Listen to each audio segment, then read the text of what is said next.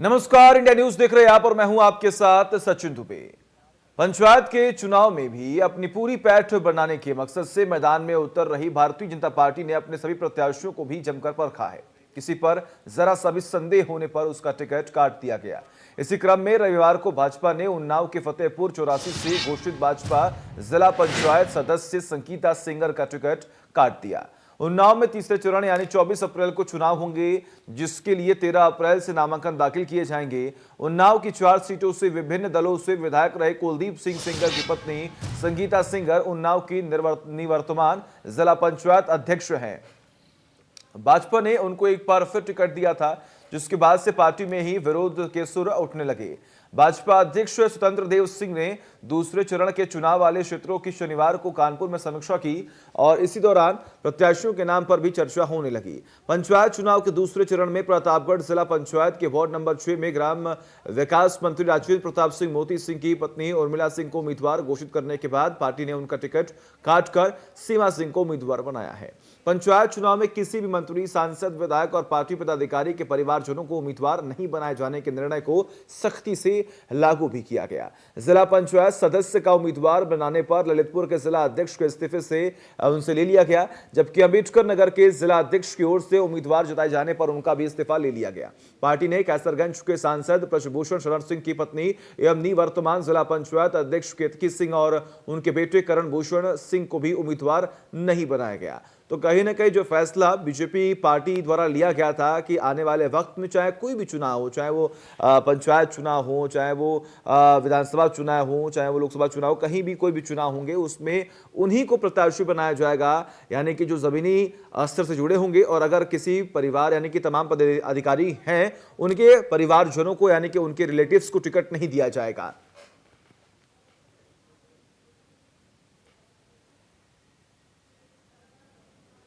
UP में त्रिस्तरीय पंचायत चुनाव शुरू हो चुके हैं और भारतीय जनता पार्टी जहां अपनी साफ सुथरी छवि को बरकरार रखने के लिए दागदार नेताओं को टिकट नहीं दे रही है, वहीं उन्नाव से संगीता सेंगर जो कि जिला पंचायत सदस्य का भाजपा समर्थित टिकट प्रत्याशी थी, वहीं उनका टिकट काटा जा चुका है क्योंकि उनके पति जो हैं कुलदीप सिंह सेंगर उन्नाव से विधायक रहे हैं। अब वो रेप के आरोप में जेल में सजा काट रहे हैं।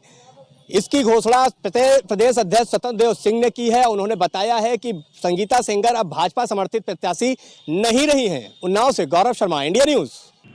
लखनऊ जनपद के 2021 ग्राम पंचायत सदस्यों को मैं हार्दिक बधाई देता हूं, जो आपसी सहमति के आधार पर निर्विरोध चुने गए हैं। ग्राम पंचायतों का जो ये चुनाव है, ये ग्राम स्वराज्य की परिकल्पना को साकार करने वाला है। गांव आत्मनिर्भर बने, गांव स्वावलंबी बने और गांव के लोग, गांव के जनप्रतिनिधि अपनी विकास की दिशा स्वतः तय कर सकें, उसका निर्णय कर सकें। इसलिए ये ग्राम पंचायत का चुनाव बहुत महत्वपूर्ण है और लोकतंत्र के लिए अच्छा संकेत है यदि लोग आपसी सहमत बना करके निर्विरोध अपना प्रतिनिधि चुनते हैं, तो वहाँ विकास भी तेजी के साथ होता है।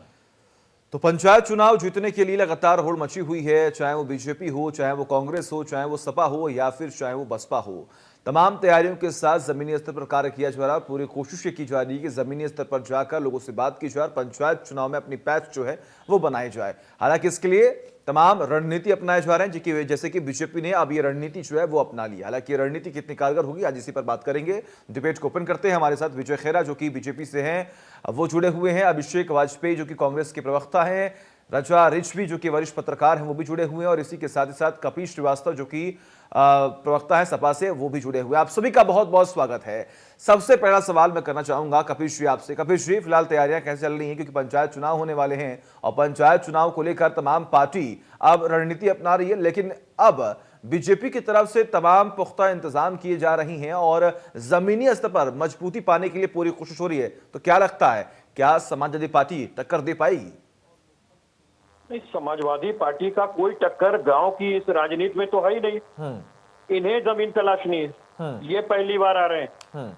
हमारे तो सबसे ज्यादा लोग जीत करके शुरू से आते रहे हैं और हमारी गांव पे हमारी पकड़ जो रही है उसको कहने की आवश्यकता नहीं है। भारतीय जनता पार्टी तो शहरों तक सिमटी हुई पार्टी रही है और पहली बार इस इलेक्शन में आ रही है। सबसे बड़ी चीज है, हमारी हर बूथों पे डबल कमेटियां हैं। हमारा कार्यकर्ता पार्टी का अनुशासनात्मक कार्यकर्ता है और उसे रुपए पैसे की आवश्यकता नहीं होती। इनके यहाँ तो ये सारी चीजें देखी जाती हैं। हमारा तो दल ही गरीबों का दल है। और जो वर्तमान समय में किसान आंदोलन है, वर्तमान समय में जो डीजल की महंगाई है, खाद की महंगाई इन्होंने की है, और कोई भी विकास कार्य गांव तक पहुंचा नहीं है।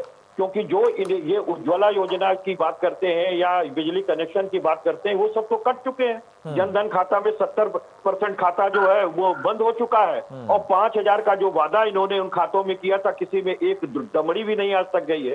तो किसान बैठा हुआ है इनसे अपने सबक सिखाने के लिए। अब रह गई बात ये कि आपके चैनल पे अभी दिखा रहा था कि भारतीय जनता पार्टी बड़ी शुचिता की राजनीति कर रही है, दबंगों को टिकट नहीं दे रही है। भाई साहब, ये टिकट देने वाली तो बात ही नहीं है, ये तो समर्थन की बात है। और बात यहाँ पर इस चीज की है, जब आपने सेंगर की पत्नी को एक बार घोषित कर दिया और जब आपके पार्टी में भी बवाल कटा और बाहर मीडिया ने भी बवाल काटा और तमाम लोगों ने बवाल काटा, तो उसके बाद आपने उनको वापस किया। लेकिन हकीकत यही है कि वहां आप डमी कैंडिडेट दे रहे हैं। भाई सीधी सी बात है, भारतीय जनता पार्टी जब जीत के जो आएगा उसको गले लगा लेगी। ये तो इनका सीधा नियम है। 155 विधायक इनके दागदार हैं, 215 सांसद इनके दागदार हैं। योगी आदित्यनाथ जी महाराज पे खुद ही 302, 307 का मामला है। डिप्टी मुख्यमंत्री पे संज्ञेय मामले दर्ज हैं। तो इस तरह के तमाम मामले पे इनके इतने बड़े बड़े नेताओं पे ये क्या किस शिष्टता की राजनीति की बात देखिए, मुकदमे दर्ज होते हैं और फिर उस पर कार्रवाई होती है, सुनवाई होती है, तमाम सिलसिला जो है वो चलता रहता है। आपने जिक्र किया कि अनुशासन का आपने जिक्र किया, लेकिन आरोप तो ये लग रही हैं कि वंशवाद, परिवारवाद जो है वो समाजवादी पार्टी में है, कांग्रेस में है, लेकिन बीजेपी जो है वो अनुशासन के तहत आगे बढ़ रही है। सचिन भाई, बहुत सीधी सी बात ये है कि अब हम लोग राजतंत्र में नहीं हैं। ये किस तरीके की बात और किस तरह की डिबेट ये करना चाहते हैं भारतीय जनता पार्टी के लोग। जहां निर्वाचन जुड़ा हुआ है वहां परिवारवाद कैसे हो सकता है? जहां निर्वाचन जनता कर रही है वो कोई राजा तो चुन नहीं रही है। राजा तो चुना नहीं जाता था भाई, राजतंत्र में तो वो खून के आधार पर हो जाता था। अगर किसी पार्टी में कोई नेता का लड़का सक्रिय है और उसने उस योग्य काम किया है कि जनता उसको चुन करके भेज रही, तो इसमें परिवारवाद कहाँ है? और अगर इसे परिवारवाद कहते हैं तो लालजी टंडन के पुत्र जो है वो आशुतोष टंडन, वो क्या है? देखिए कपिश जी, ये बात आपने बिल्कुल सही कही कि अगर कोई व्यक्ति योग्य है, जनता उसे चाहती है, जनता उसे चुनती है, तो उसे आगे बढ़ाना पार्टी का कर्तव्य बनता है। ठीक है, अभिषेक जी आपके पास आना चाहूंगा यहाँ पर। अभिषेक जी, अगर हम कहें, क्या लगता है आपको? एक तरफ तो बीजेपी तमाम तैयारियों के साथ अब आगे बढ़ रही है, समाजवादी पार्टी भी यह पुख्ता इंतजाम कर चुकी है, लेकिन कांग्रेस ना तो 3 ना तो 13 में है। क्या लगता है पंचायत चुनाव में कुछ भी हासिल कर पाएगी कांग्रेस?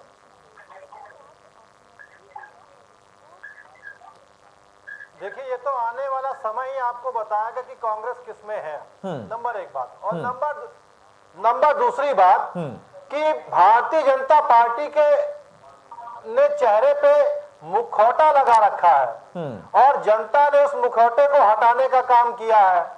आप देखिए कि इन्होंने प्रत्याशी को हटाया, लेकिन इसमें सबसे बड़ी बात यह है कि वहां का संगठन उनको चुनाव लड़ाएगा और चुनाव लड़ाने के लिए तैयार है। ये कितने भी कयास लगा ले, वो चुनाव लड़ने जा रही हैं।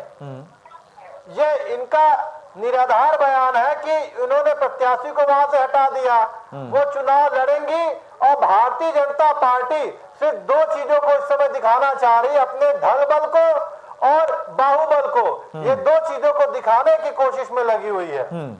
बात रह गई कांग्रेस की। कांग्रेस मजबूती से चुनाव लड़ रही है और हर एक बूथ स्तर से लेकर के गांव के खेत खलिहानों तक उसने पहुंच बना ली है।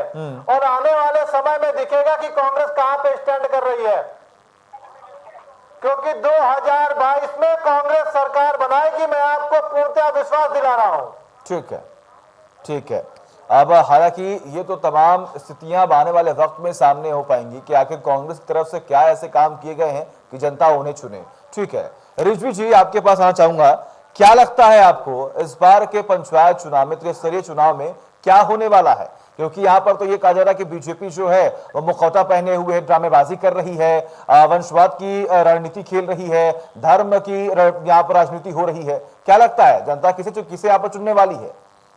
देखिए, आपकी पंचायत के चुनाव में, निर्वाचन में ये पहली बार देखने को मिला है कि कांग्रेस ने भी, भारतीय जनता पार्टी ने भी बहुत जमीनी हकीकत पर नीचे जाकर के अपने प्रत्याशियों का नाम घोषित किया। वो सिंबल अलग है कि सिंबल पे नहीं लड़ रहे हैं लोग, लेकिन उसने बहुत ही कायदे से नाम घोषित किए हैं कि साहब इस पंचायत के क्षेत्र में यहाँ ये प्रत्याशी हमारे लड़ेंगे, और उन प्रत्याशियों का नाम ऑलरेडी उन्होंने समाचार पत्रों में भी जारी किया और प्रेस रिलीज भी जारी किया।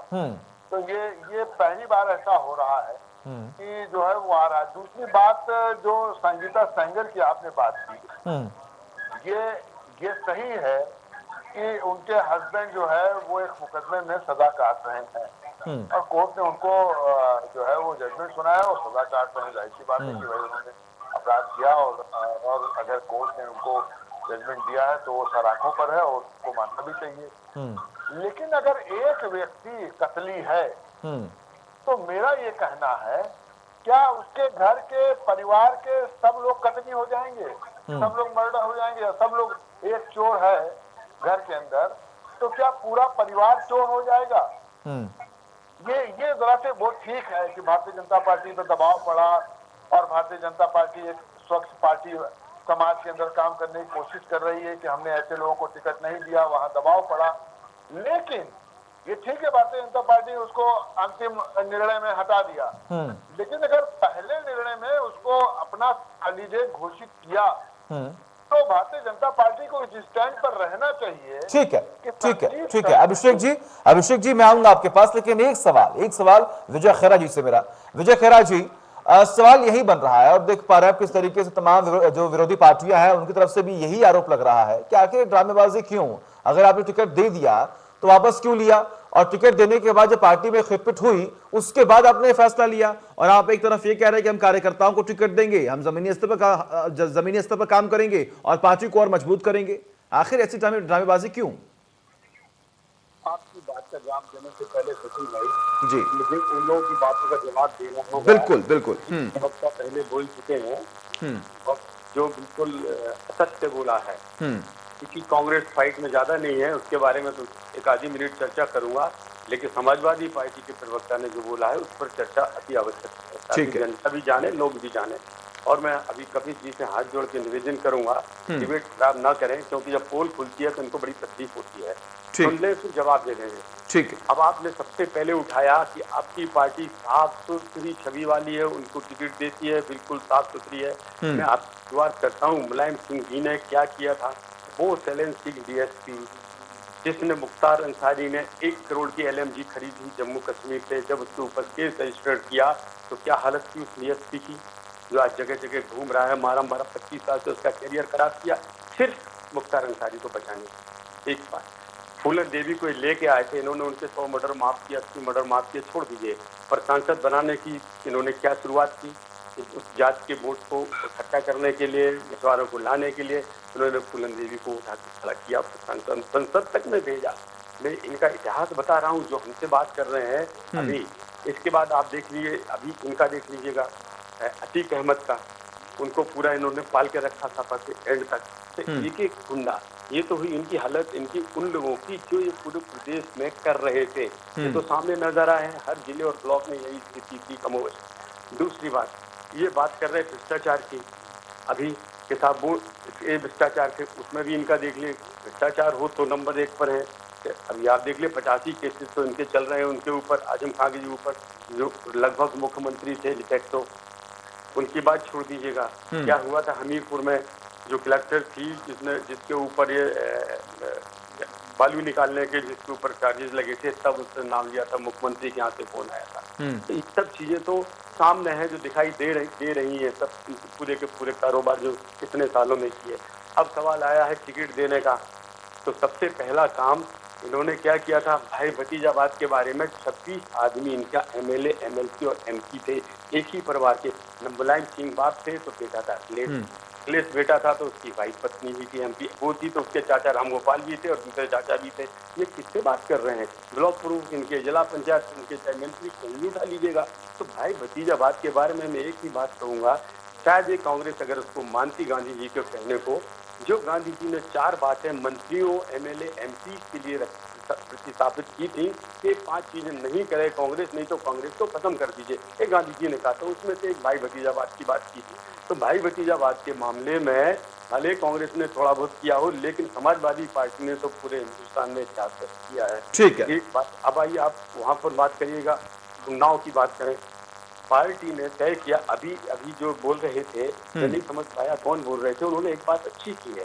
क्या पति अगर कत्ल करता है या कोई और करता है तो क्या वो पूरे परिवार के लोगों का अधिकार खो देगा राजनीति में रहने का? समाजवादी किसी कारण से किसी में मर्डर में आरोप हुआ, किया है, मर्डर नहीं किया, ये तो अलग चीज है। आरोपित होने पर भी, सजा पाने पर भी क्या दूसरे परिवार के सदस्यों को टिकट नहीं दिया जाना चाहिए? ये बात अलग है। खैर, विचार हुआ पार्टी में, 100 तरह से विचार होते हैं, उन विचारों में टिकट दिया गया, नहीं दिया गया, उसको समर्थन दिया गया, पार्टी ने तय किया। लेकिन फाइनली बात वो होती है, क्या वो समर्थन से चुनाव लड़ रही है कि नहीं लड़ रही है? मान लो इतनी सी बात भी बहुत थी कि पार्टी संवेदनशील होने के कारण, मान लो जिसका मर्डर हुआ है, जिसके साथ परिवार में घटना हुई है, उस परिवार के लोगों को दुख अगर पहुंचता है, उसके लिए भी अगर हम एक ऐसे आदमी को जो रिजर्व भी करता था, लड़ने का अधिकार भी था, जिसके ऊपर मुकदमे भी नहीं थे, उस संवेदनशीलता के कारण अगर हम उसका समर्थन वापस ले लेते हैं, उसे समर्थन नहीं देते, ठीक है विजय जी, ठीक है विजय जी। अभिषेक जी मैं आऊंगा आपके पास, लेकिन इसका जवाब जो है वो कपिल जी आपसे। कपिल जी देखिए, टॉप से लेकर एंड तक ये आरोप लगाए जा रहे हैं कि सिर्फ और सिर्फ वंशपात जो है वो समाजवादी पार्टी में ही है। प्रमाण भाई, हम लोग तो प्रमाण,